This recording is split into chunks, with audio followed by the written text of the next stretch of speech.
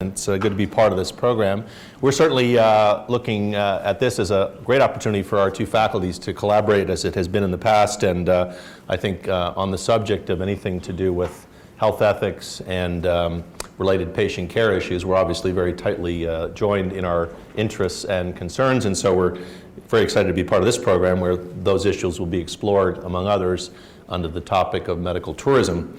It is our centennial years. We are jointly celebrating in various ways, calendar and fiscal year ways, and so we're pleased, and the Dean and I were pleased to be able to come together with this event being a kind of a signature event in both of our centennial year celebrations. So very nice to join you here under those circumstances. You know, it's clear that we are in an era much different than we were in 1913 when we began operations.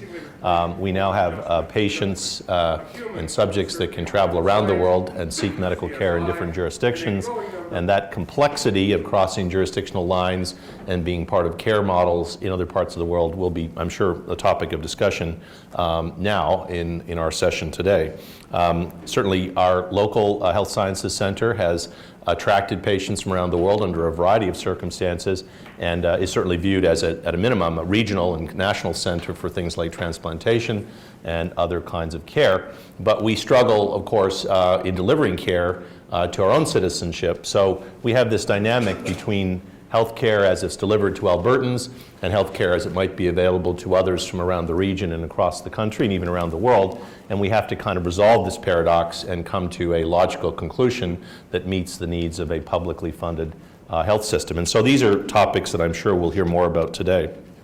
As the first president of the university, Henry Marshall Torrey, also a McGillian, saw, when he saw the opportunity here, he saw the opportunity for not only a great university, but very shortly after a medical school that would become one of the more leading schools in the country. And we're pleased to be part of a partnership with the leading law school to welcome our speakers here today.